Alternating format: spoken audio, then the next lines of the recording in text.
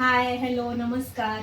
तर मी पुन्हा एकदा रेसिपीचा व्हिडिओ घेऊन येते। बरेच दिवस काय वर्ष झालं माझी डिलिव्हरी झाली, त्याच्यानंतर बाळ लहान असल्यामुळे माझे रेसिपीचे व्हिडिओज आपल्या चॅनलला आलेले नाही आहेत। तर मी पुन्हा एकदा रेसिपीच्या व्हिडिओला सुरुवात करते आणि असं ठरवलं की सुरुवात गोडापासून करूयात तर आणि काहीतरी वेगळी रेसिपी टाकूयात। तर मी इकडे दिसते तुम्हाला मागे काय आहे, हा पेठ्याचा दुधी आहे, याला कोहळं पण म्हणतात। तर आज मी व्हिडिओ बनवते आहे पेठा कसा बनवायचा। तर याची प्रोसिजर जरा मोठी आहे, तर चला तर मग व्हिडिओला सुरुवात करूयात। तर हा दुधी एक जवळपास 5 किलो 4 ते 5 किलो याचं वजन असेल।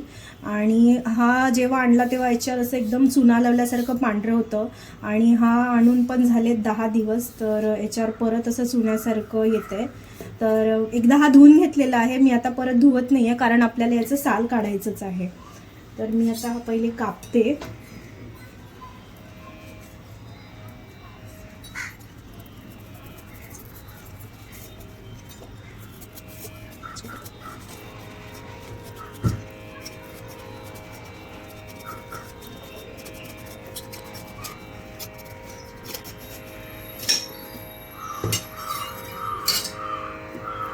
तर हा असा पूर्ण परिपक्व झालेला आहे, आपल्याला असाच दुधी हवा आहे। याच्यामध्ये जर लाईट कलर असेल तर तो नाही घ्यायचा, असा डार्क ग्रीन असलेलाच भोपळा आपल्याला हवा आहे आणि ज्याच्या बिया पूर्णपणे परिपक्व आहे असाच दुधी आपल्याला हवा आहे। याचे असे 2 भाग करून घेतले आहे आणि आता आपल्याला हा जो मधला बियांचा जो भाग आहे तो पूर्णपणे काढून टाकायचा आहे चाकूने आणि त्यानंतर आपल्याला याचं साल देखील काढून टाकायचं आहे।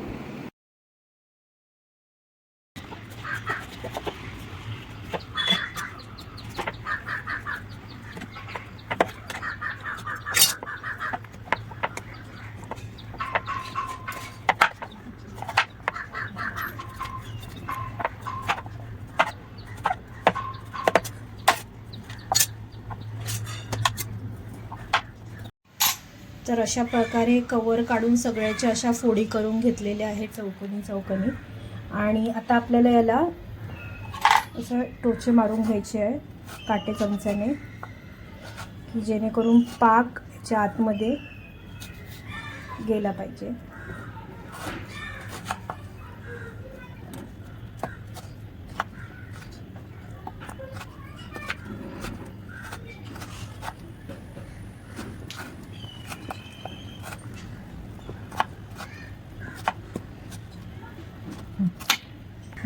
तर अशा प्रकारे सगळ्याला आपण टोचे मारून घेतले आहेत आणि हे पाणी घेतलं आहे। तर यात आपल्याला आता टाकायचं आहे चुना।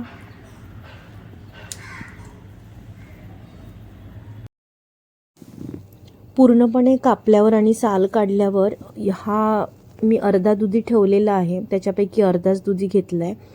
तर हा आहे 1.5 ते 2 किलो आणि 1.5 ते 2 किलो दुधीसाठी आपल्याला लागणार आहे 2 ट्यूब चुना। तर 2 ट्यूब चुना पाण्यामध्ये व्यवस्थित मिक्स करून घ्यायचा आहे। हा चुना या पाण्यामध्ये पूर्ण मिक्स करून घेतला आणि आपल्याला आता हे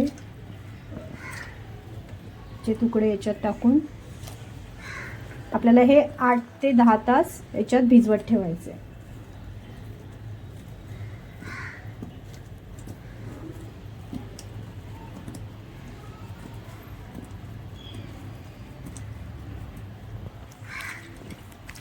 तर एवढं पाणी घ्यायचंय,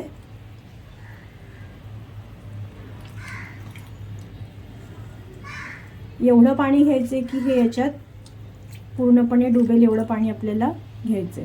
आणि हे आता आपण परत बघूयात एक 8 ते 10 तासांनी।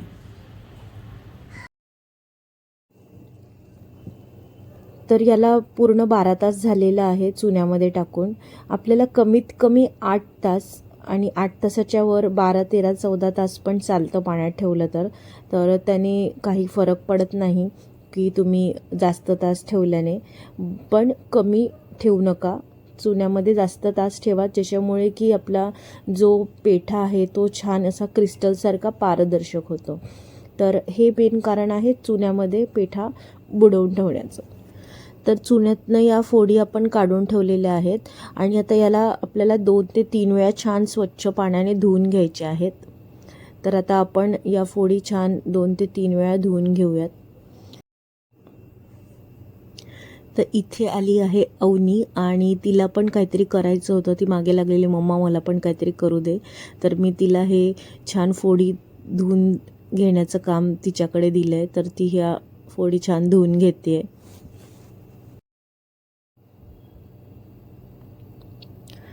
तर आता आपल्याला काय करायचं आहे, 2 लिटर पाणी एका पातेल्यात तापवायला ठेवायचं आहे आणि त्याला छान उकळी आली की या धुतलेल्या फोडी त्याच्यामध्ये घालायचं आहे आणि याला शिजवायचं आहे आपल्याला 20 मिनटं. तर 20 मिनटात व्यवस्थित शिजतात. तर तुम्हीही टाईम लावून 20 मिनटं व्यवस्थित शिजवून घ्या.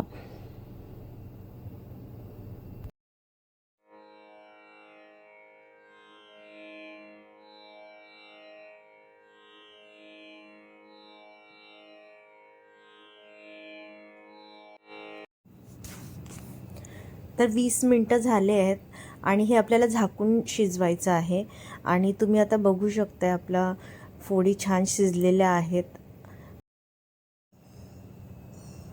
तर शिजल्या म्हणजे या तुम्हाला अशा एकदम नरम झालेल्या दिसणार नाही, कारण हा दुधीच अशा प्रकारचा आहे की तो कितीही शिजला तरी असा एकदम कडक राहतो. फोडी एकदम व्यवस्थित अगदी कापताना जशा होत्या तशाच दिसतात, पण थोडंसं त्याच्यात पारदर्शकपणा येतो, हलक्या होतात फोडी. तर हे आहे, त्याच्यावरनं समजतं की फोडी शिजलेल्या आहेत.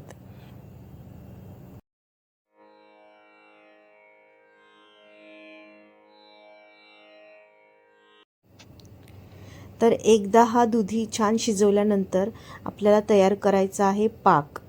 तर पाकासाठी आपल्याला साखर लागणार आहे 5 कप.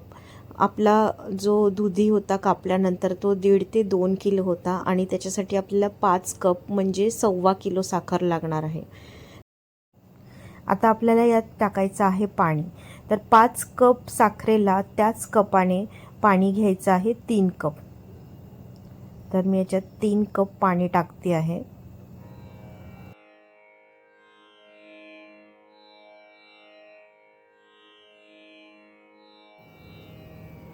तर आता काय करायचं आहे, गॅसची फ्लेम फुल ठेवून ही साखर पूर्णपणे पाण्यामध्ये विरघळू द्यायची आणि साखर पाण्यामध्ये पूर्णपणे विरघळली की त्यानंतर आपल्याला या फोडी यामध्ये सोडायच्या आहेत.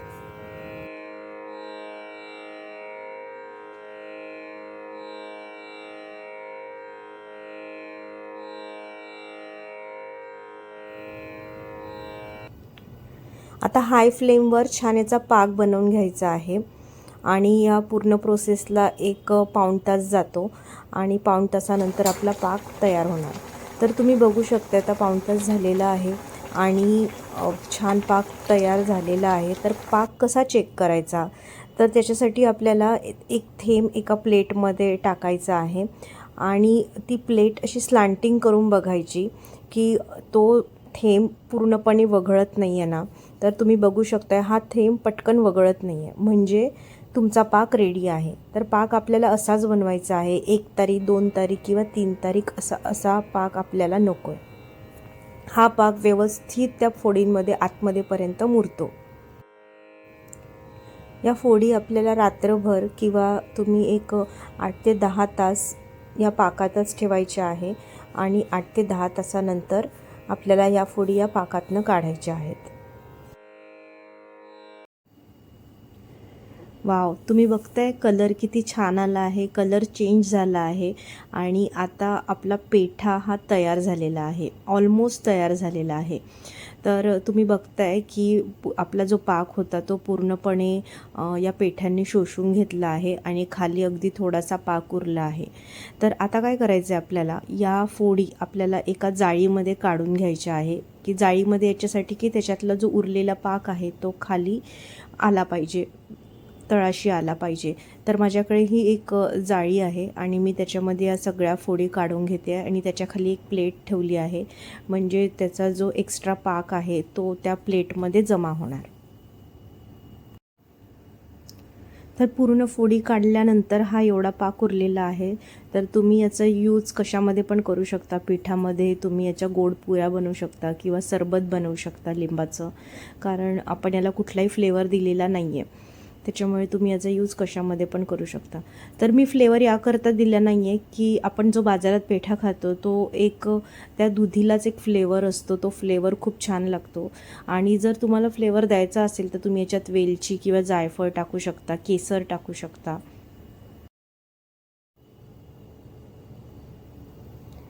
तर आता हा पेठा आपल्याला सुकवायचा आहे. तर अगदीच उन्हात ठेवायची गरज नाही, फॅनच्या हवेखाली हा छान सुकतो. तुम्हाला एक रात्रभर याला सुकवत ठेवायचा आहे.